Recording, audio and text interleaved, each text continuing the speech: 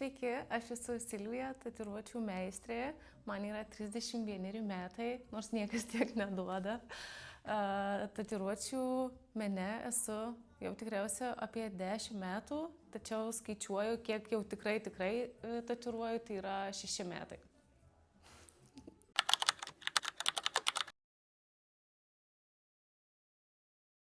Nenustebinsiu, manau, atsakydama, kad dailė.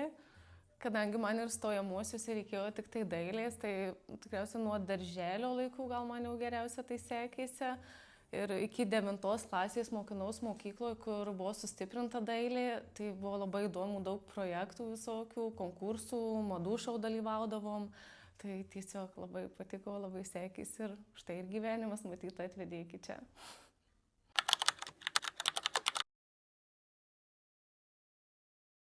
Negaliu atsakyti už kitus žmonės, ką jie galvoja, tačiau kiek žinių mane yra pasiekę, tai kad galvoja, kad viskas tiesiog labai lengva, kad jai tai pasisekė, kaip ant lėkštutės viskas padėta, tačiau tikrai nebuvo pradžia labai lengva, netgi sunki, sakyčiau, jinai buvo, bet manau apie daugumą verslių, sėkmingų, laimingų žmonių, žmonės taip galvoja, kad jiems tiesiog pasisekė.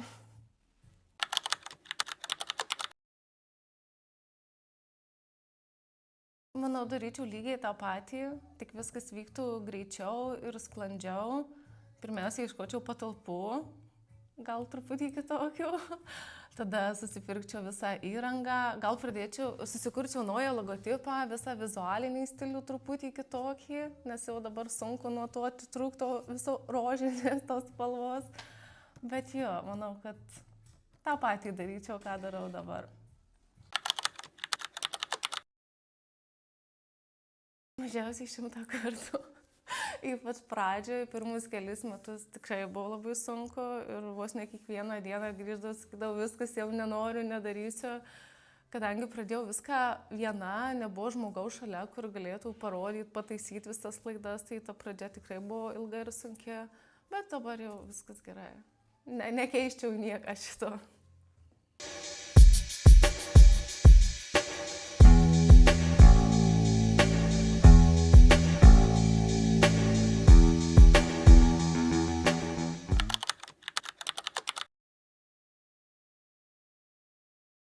Būtų 2 spalvos tikrai, tai viena juoda, viena mylimiausių mano spalvų ir neatsiejama nuo tatuiruočių tikrai, tiek aprangoje, tiek interjere, o kita rožinė, dėl logotipo žinoma.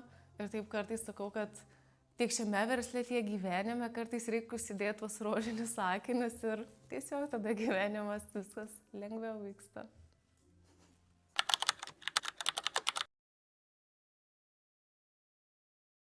Kiek prisimenu, pirmas darbas mano buvo 18, tai dirbau Spindulio kino teatre, pardavinėjau bilietus.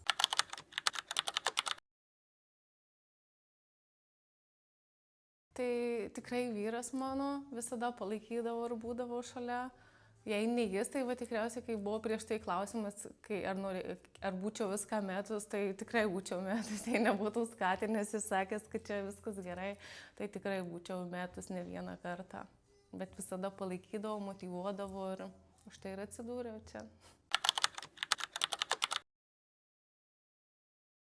Po darbo dienos turiu bent pusvalandį turėti tylos, ramybės, nieko nekalbėti. Kavos atsigerti jai per dieną, nespėjau išgerti ir tada jau šeima, visi kiti reikalai.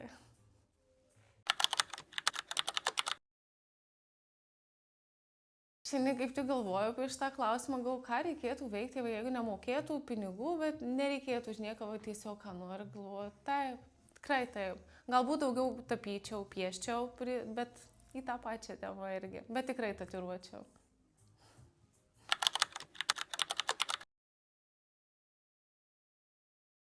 Baimių visada bus, bet tikrai kol esi jaunas, energingas, tikrai daug lengviau viską yra pradėti negu tau 30 ir daugiau. Tai tiesiog nenuleist rankų, tikėti ir daryt. Nes kai darai, tai viskas su laiku ir ateina. O nereikia norėti, kad viskas tiesiog nukristų už dangaus ir bum, patapti ant kokio, nežinau, direktorium iš karto. O viskas mažai žingsniukais, lėtai, jei tikit savo idėją, ką darai, tai 100% pasiseka.